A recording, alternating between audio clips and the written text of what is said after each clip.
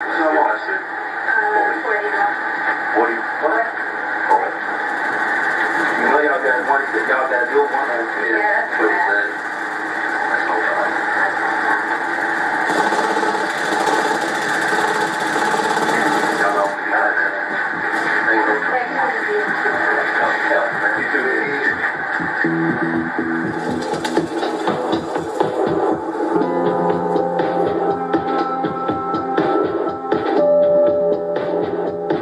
It is really an underclass and subculture that most people really never see.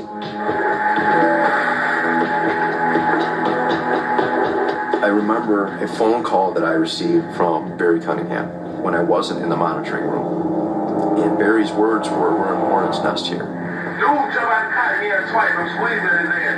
He get low. Good boy, my son. Run it over. Yeah, you're squeezing in there. Boom, boom, boom, boom.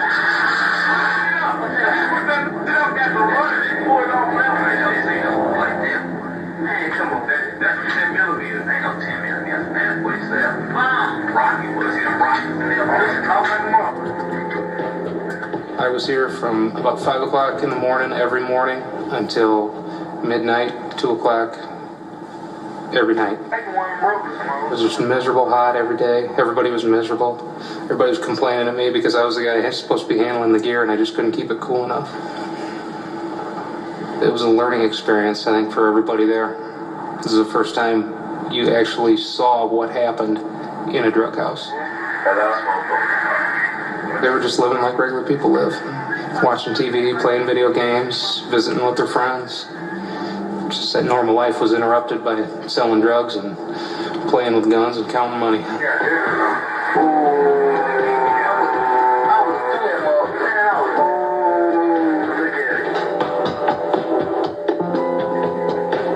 If there's not criminal activity going on, then the court order provides that you have to turn off the recording devices. Most often, everything that was going on in that house was criminal in nature because there was almost always drugs around or a gun in the room. Almost everybody was a convicted felon, so everything was criminal in nature.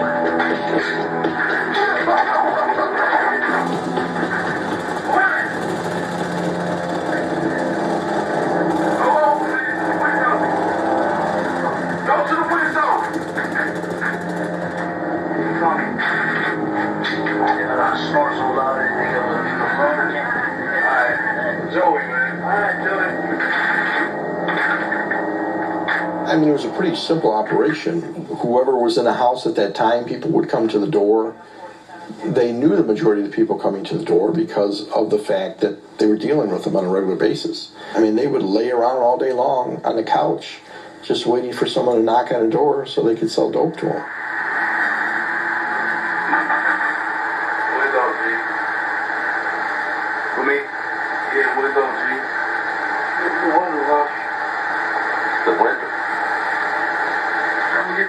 What's wrong with the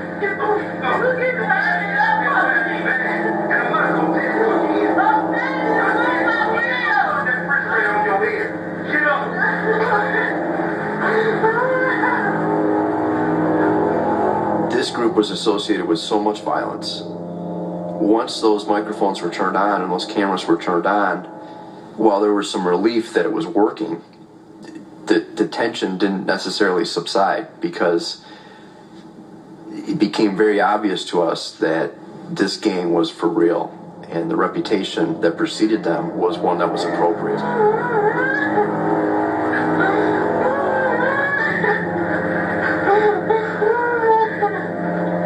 The last thing in the world we wanted to do would be violence to a neighborhood. I mean, we set this house up. So, you know, God forbid we brought violence into the neighborhood and somebody got hurt. You know, we were always concerned about that, you know, that was something that we had to keep in mind, and we couldn't let it get out of control. Now we're about to get real with the deal. Pull the autos out and let us just tear this off. Tearing them off the project truck. Tearing it up. For real. Put your helmet on. Put your 3D glasses on. Cause you know we doing straight at you. Every evening, it would hit the fan. I can't think of a better way of saying it. It would just hit the fan. Several times, they'd just jump up and say, "Let's go shoot so-and-so." And you'd just be like, "Okay, now we got to stop this." And usually they'd end up talking about it for 5 minutes, smoking dope, playing video games, and forget about it. So you didn't have to do anything. It took care of itself. But nevertheless, it was every night. Every night. So we got to be just kind of a laugh. We'd all wait around here from come the 7 o'clock catastrophe every night.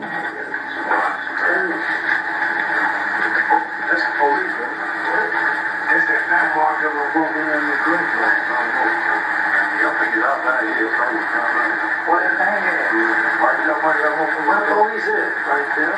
Where? What are you doing? Cats, Mom. Man, that could be a sit-off, man. Well, we need to put the bank in the car, G. Watch the windows, G. Come on, man. Grab the shield. This ain't not real wealth, bro. Right. But you gotta grab the shield. Instead of taking a bank and leaving the bag of shields, G. Hey, I'm going to the Batmobile. Bro! To the back.